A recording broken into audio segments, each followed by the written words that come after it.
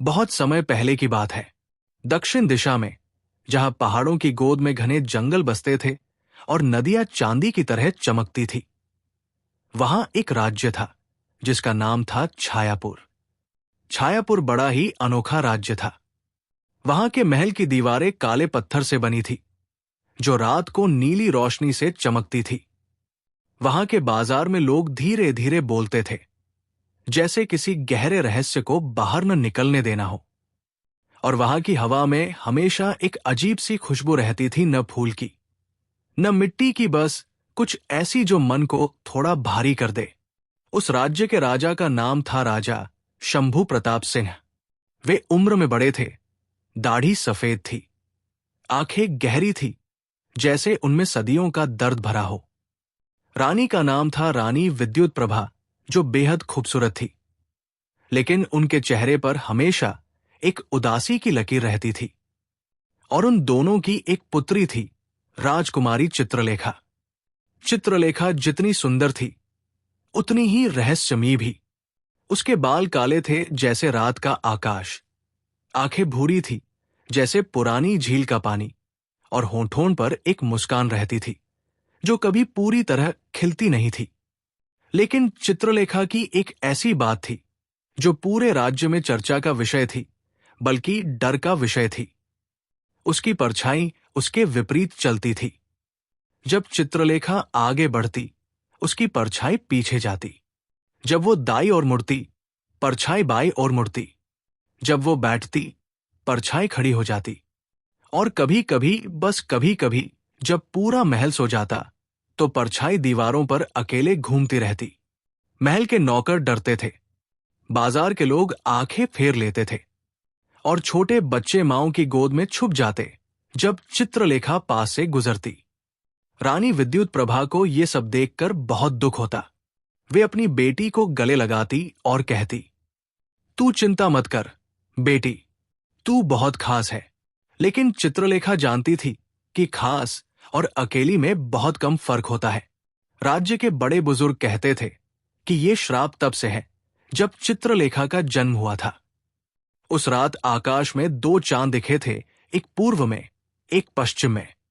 और एक बूढ़ी तांत्रिक औरत ने महल के दरवाजे पर आकर कहा था, इस बच्ची की परछाई उसकी नहीं होगी, परछाई किसी और की होगी, किसी ऐसे की जो इससे बहुत दूर है।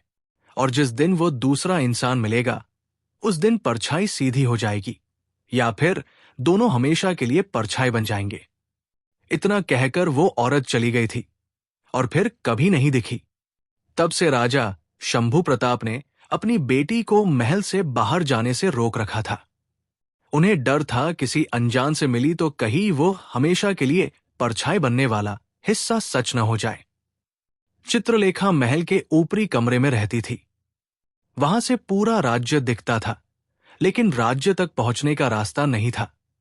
वो घंटों खिड़की के पास बैठती और बाहर देखती, नदी को देखती, पहाड़ों को देखती, आते जाते लोगों को देखती, और मन ही मन सोचती, क्या मैं हमेशा इसी तरह बंद रहूंगी? क्या मेरी जिंदगी इस खिड़की जितनी ही है? और उसकी परछाई, जो हमेशा उल्टी चलती थी, उन पलों में खिड़की की ओर हाथ बढ़ाती, जैसे बाहर जाना चाहती हो। पूर्व दिशा में, जहां सूरज सबसे पहले उगता था, एक राज्य था जिसका नाम था आदित्यनगर। आदित्यनगर सब मायनों में छायापुर से अलग था। वहां के महल की दीवारें सफेद पत्थर से बनी थी, जो सुबह की रोशनी में सोने जैसी चमकती थी। बाजार में हर तरफ हंसी ठहाके गूंजते थे, और बच्चे बेफिक्री से गलियों में दौड़ते थे। उस राज्य के राजा का नाम था राजा प्रताप नारायण, जो न्यायप्रिय थे, दयालु थे, और अपनी प्रजा से बेहद प्रेम करते थे। और उनका एक पुत्र था, राजकुमार विक्रमादित्य। विक्रमादित्य, या जिसे सब प्यार से विक्रम बुलाते थे, वो राजकुमार था जो राजकुमारों जैसा नहीं था। उसे तलवारबाजी से ज्यादा किताबें पसंद थी। उसे दरबार की बजाय जंगल में घूमना भाता था, और उसे उन सवालों में दिलचस्पी थी जिनका जवाब किसी के पास नहीं होता। उसके गुरु अक्सर कहते, विक्रम, तुम राजकुमार हो, राजकुमारों को इतने सवाल नहीं पूछने चाहिए। और विक्रम मुस्कुराकर कहता, गुरुजी, अगर राजकुमार सवाल नहीं पूछेगा तो राजा बनकर जवाब कैसे देगा? गुरुजी के पास इसका कोई जवाब नहीं होता था।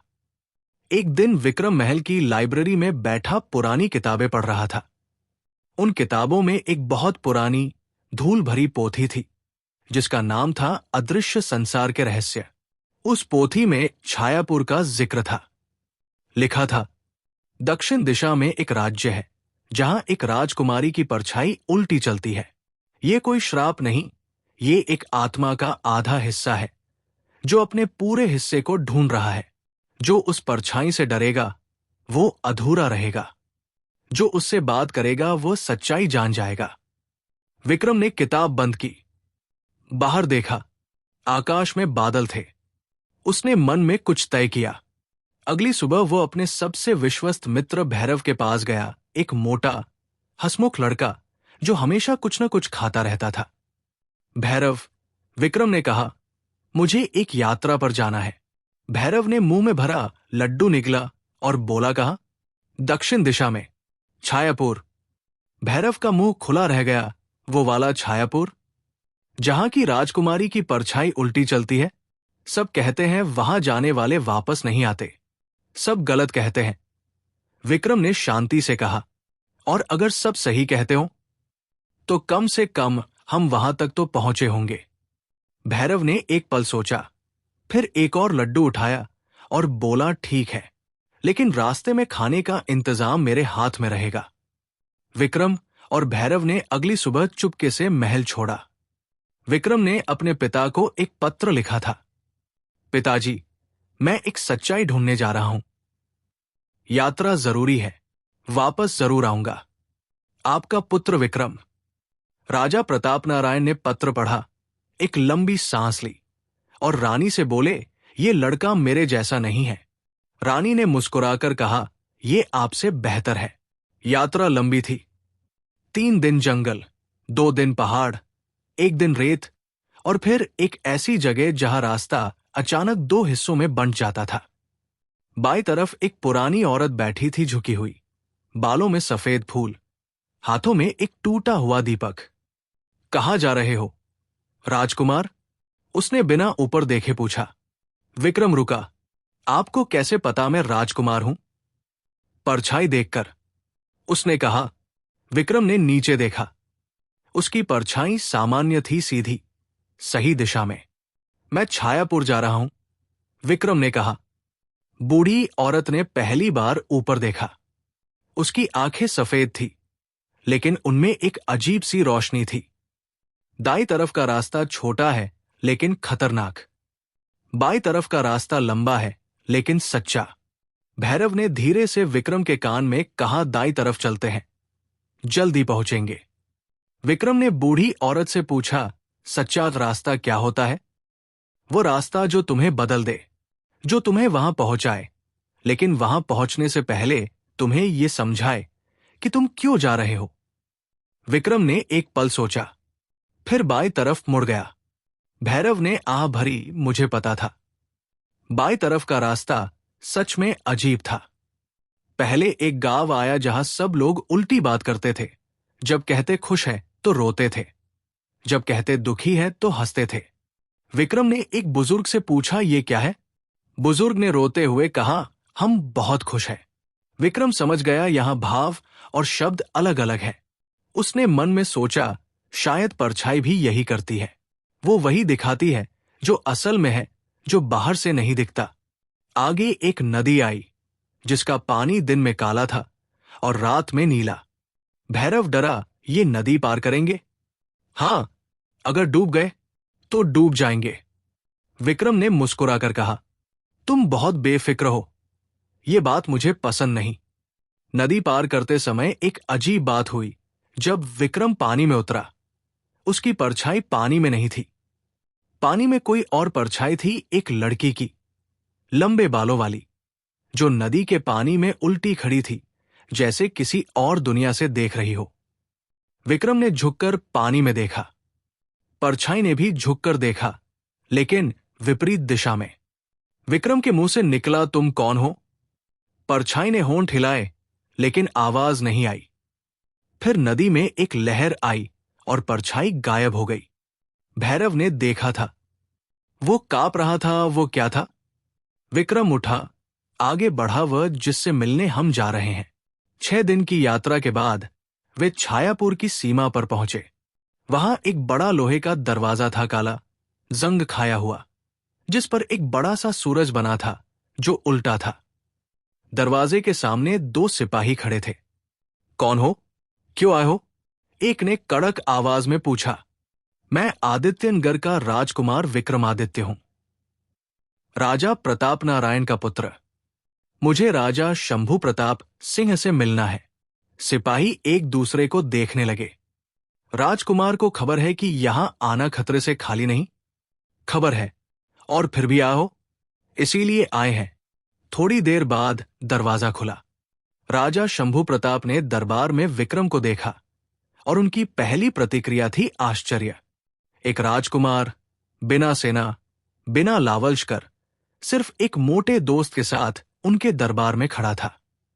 राजकुमार विक्रमादित्य, राजा ने गंभीर आवाज में कहा, छायापुर में आपका स्वागत है, लेकिन मुझे जानना है आप यहां क्यों आए? विक्रम ने सिर झुकाया, फिर सीधे आंखें मिलाई। महाराज, मैंने एक पुरानी पोथी में पढ़ा था कि आपकी राजकुमारी की परछाई उल्टी चलती है। मैं उस परछाई से बात करना चाहता हूं। पूरे दरबार में सन्नाटा छा गया। राजा की आंखें सिकुड़ी। क्यों? क्योंकि जो सबसे अलग होता है उसमें सबसे ज्यादा सच्चाई होती है। राजा ने लंबी सांस ली, फिर धीरे से बोले, तुम जानते हो कि पुरानी भविष्यवाणी क्या है? जानता हूं। और तुम डरते नहीं? महाराज, जो सच्चाई ढूंढने निकला हो वो परछाई से क्यों डरेगा? राजा काफी देर तक चुप रहे। फिर उन्होंने अपने मंत्री की ओर देखा। मंत्री ने इशारे से मना किया, लेकिन राजा ने मंत्री की बात नहीं मानी। ठीक है, कल सुबह तुम्हारी मुलाकात होगी। अगली सुबह विक्रम को महल के पूर्वी बाग में ले जाया गया।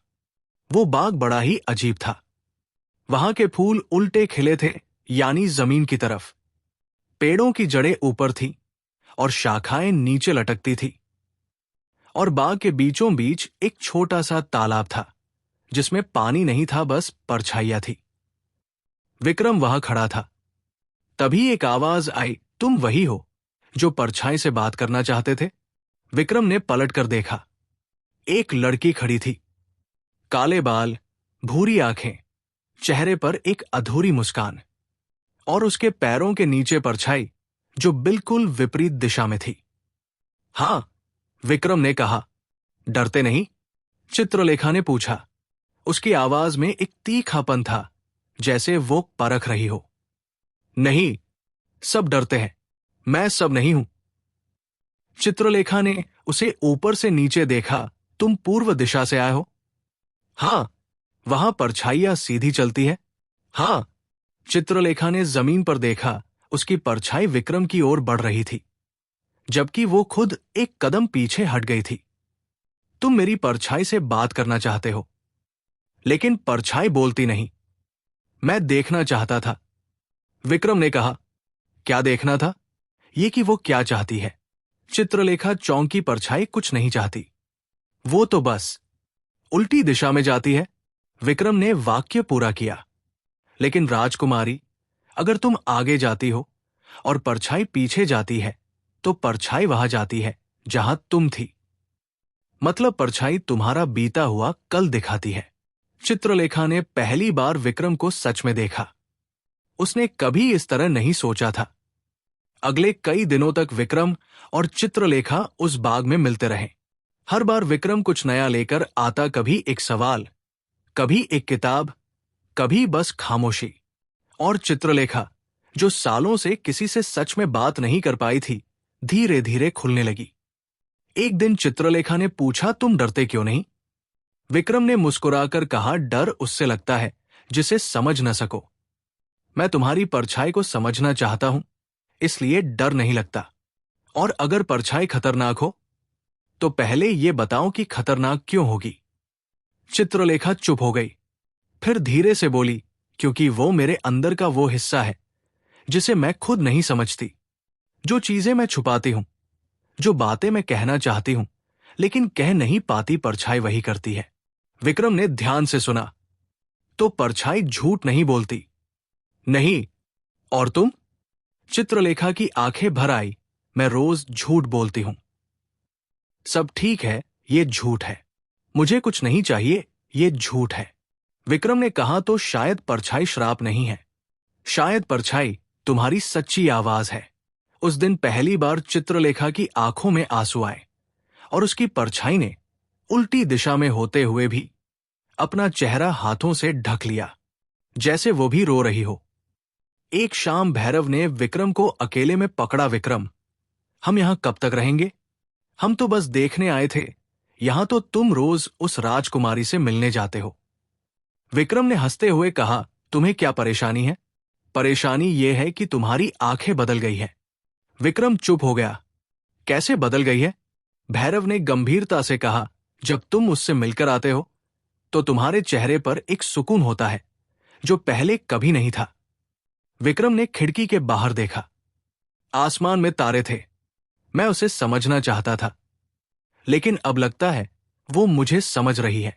भैरव ने एक लड्डू तोड़ा, ये प्रेम है विक्रम। शायद, शायद नहीं, निश्चित। लेकिन राजा शंभू प्रताप सब देख रहे थे। उन्होंने अपने मंत्री रघुनाथ दास को बुलाया। रघुनाथ, ये राजकुमार विक्रम मेरी बेटी के बहुत करीब आ रहा है। रघुनाथ दास ने सिर हिलाया। महाराज, ये खतरनाक है।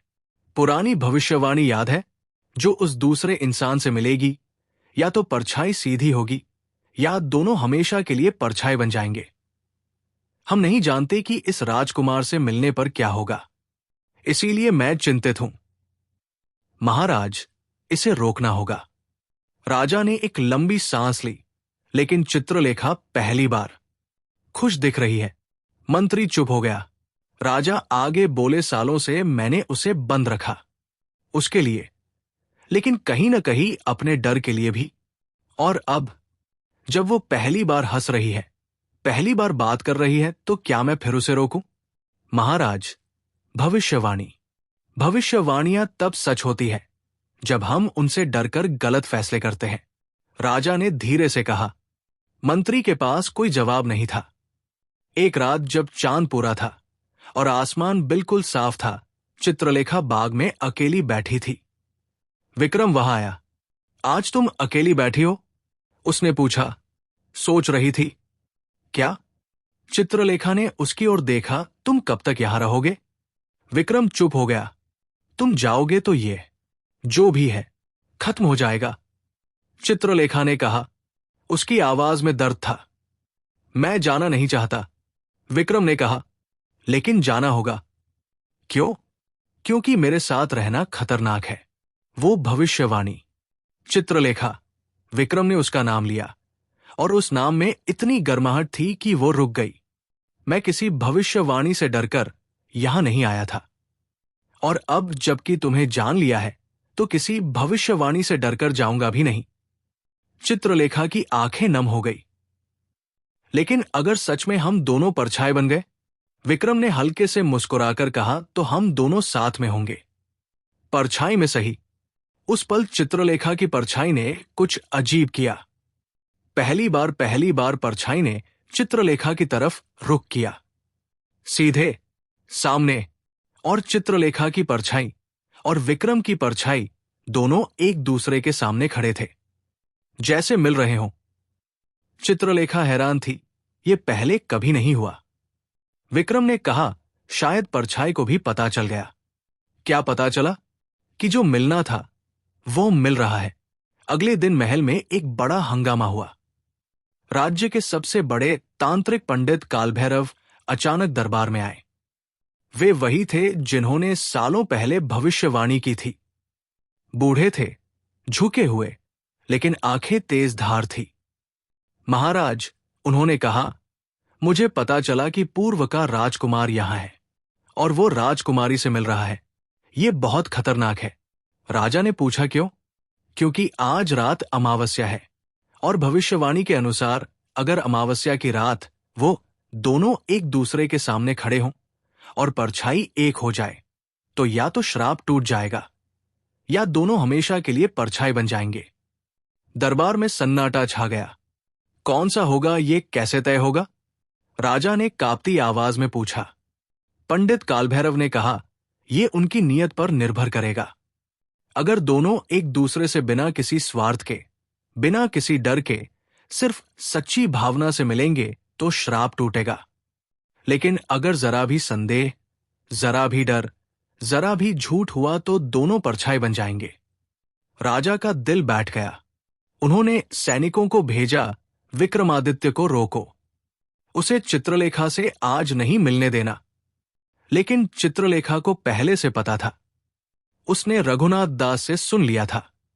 वो महल के पिछले रास्ते से बाग में गई और विक्रम को संदेश भिजवाया भैरव के जरिए। भैरव दौड़कर विक्रम के पास आया। विक्रम, चित्रलेखा ने बुलाया है आज रात बाग में, लेकिन यह खतरनाक है, पता है तो नहीं जाओगे? विक्रम ने अपनी तलवार उठाई। जाऊंगा। विक्रम, अगर परछाई बन गए तो? भैरव, अगर मैं नहीं गया और चित्रलेखा अकेली रह गई तो वो परछाई से भी बुरा होगा। भैरव ने एक पल रुककर कहा, तुम सच में उससे प्रेम करते हो? हां, ठीक है, तो जाओ, लेकिन मैं भी आऊंगा। तुम्हें क्यों आना है? क्योंकि अगर तुम परछाई बन गए तो कम से कम मेरे पास यादें तो रहेंगी। भैरव ने कहा, और इस बार उसकी आंखें नम थी। रात गहरी थी, चांद नहीं था। आकाश में तारे थे, लेकिन धुंध में छुपे हुए। बाग में एक अजीब सी रोशनी थी, न दीपक की, न चांद की, बस एक नीली कांपती हुई रोशनी जो उस तालाब से आ रही थी जिसमें पानी नहीं था। चित्रलेखा बाग के बीच में खड़ी थी। उसकी परछाई उसके पीछे थी, उल्टी दिशा में, हमेशा की तरह। विक्रम आया। दोनों एक दूसरे के सामने खड़े हुए। तुम आए? चित्रलेखा ने कहा। हां, जानते हो क्या हो सकता है? जानता हूं। और आए? चित्रलेखा, मैं तुमसे एक बात कहना चाहता हूं आज रात, इस पल में। क्या? विक्रम ने गहरी सांस ली। जब मैंने तुम्हारे बारे में पढ़ा था तो मैं जिज्ञासा से आया था, लेकिन जब तुमसे मिला तो मुझे समझ आया कि जिज्ञासा कहां खत्म होती है और प्रेम कहां शुरू होता है। तुम्हारी परछाई से मैं नहीं डरा, क्योंकि तुम्हारी परछाई तुम्हारा सबसे सच्चा हिस्सा है और मैं तुम्हारे सबसे सच्चे हिस्से से प्रेम करता हूं। चित्रलेखा की आंखें भर आई। विक्रम, अगर हम परछाई बन गए तो हम साथ होंगे, लेकिन परछाई में जिंदगी नहीं होती। चित्रलेखा, विक्रम ने धीरे से कहा, जब तुम खिड़की के पास बैठकर बाहर देखती थी, क्या वो जिंदगी थी? जब मैं महल में था लेकिन मन बाहर था, क्या वो जिंदगी थी? जिंदगी वहां होती है जहां सच्चाई होती है। चित्रलेखा ने एक कदम आगे बढ़ाया और तभी एक जोरदार हवा चली। पूरे बाग के उल्टे फूल हिलने लगे। तालाब में जहां पानी नहीं था, वहां से नीली रोशनी उठने लगी और चित्रलेखा की परछाई धीरे धीरे घूमने लगी। पहले थोड़ी, फिर थोड़ी और, जैसे कोई धीरे धीरे दरवाजा खोल रहा हो। परछाई जो सालों से उल्टी दिशा में चलती थी, अब सीधी होने लगी। चित्रलेखा का दिल जोर जोर से धड़क रहा था। उसने नीचे देखा। उसकी परछाई, उसकी अपनी परछाई, पहली बार उसकी दिशा में थी। सीधी, सामान्य, जैसे किसी ने सालों का बोझ उतार दिया हो। और उसी पल पंडित कालभैरव भी वहां पहुंचे। राजा शंभू प्रताप भी आए, आंखों में डर लिए। लेकिन जो उन्होंने देखा, उससे उनका डर पिघल गया। चित्रलेखा खड़ी थी, विक्रम खड़ा था, और चित्रलेखा की परछाई पहली बार उसकी ही तरह उसी दिशा में सीधी खड़ी थी। पंडित कालभैरव की आंखें भर आई। ये मैंने पहले नहीं सोचा था, उन्होंने धीरे से कहा। राजा ने पूछा, क्या नहीं सोचा था? कि श्राप इतनी आसानी से टूट सकता है? आसानी से? राजा ने कहा, हां, जब कोई बिना डर के, बिना स्वार्थ के, सच्चे मन से सामने आए तो श्राप के पास टिकने की जगह नहीं रहती। राजा शंभू प्रताप आगे बढ़े। चित्रलेखा ने पिता को देखा। पिताजी। राजा ने उसे गले लगा लिया और पहली बार सालों में राजा की आंखों में आंसू थे। मैंने तुझे बहुत बंद रखा। माफ कर दे पिताजी, आपने मुझे प्यार से बंद रखा था, लेकिन प्यार को बंद रखने से वो मर जाता है। राजा ने सिर हिलाया। मैं समझ गया। फिर उन्होंने विक्रम की ओर देखा। राजकुमार विक्रमादित्य। महाराज, तुम डरे नहीं? जी नहीं। क्यों? विक्रम ने सीधे आंखें मिलाई, क्योंकि चित्रलेखा डरने लायक नहीं थी, प्यार करने लायक थी।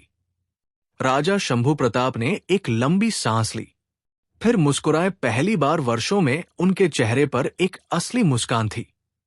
अगले दिन सुबह जब सूरज उगा तो छायापुर बदला हुआ था। महल की काली दीवारें वैसी ही थी, लेकिन उन पर सुबह की रोशनी पड़ रही थी और वे नीली नहीं, सुनहरी दिखती थी।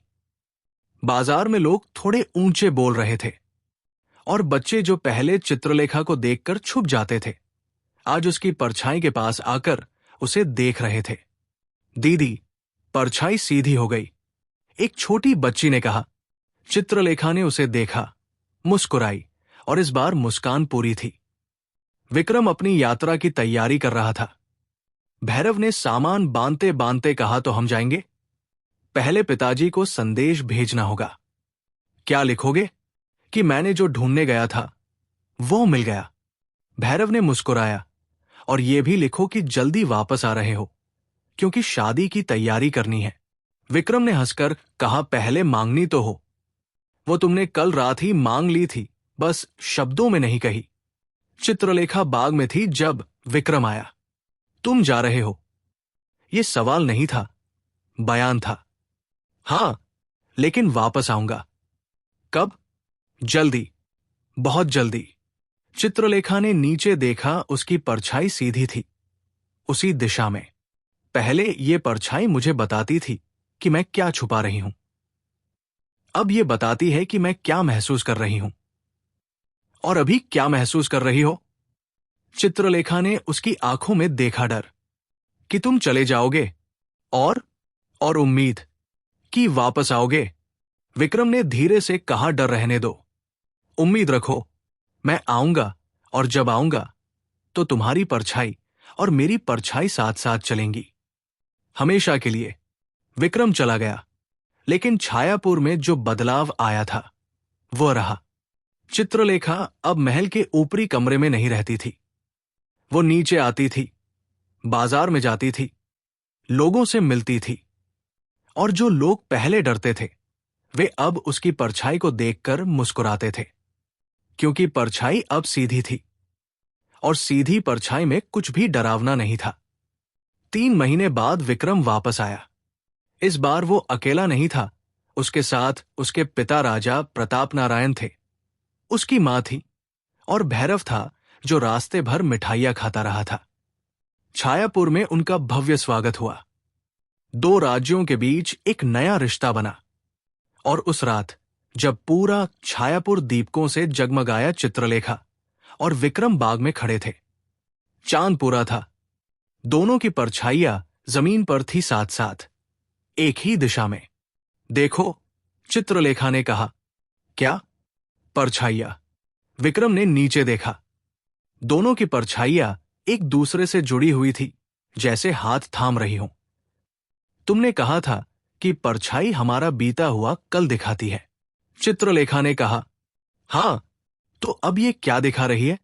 विक्रम ने मुस्कुराकर कहा कि हमारा बीता हुआ कल हम दोनों का यही था, यही पल, यही मुलाकात, और ये परछाई उसी पल को थाम रही है।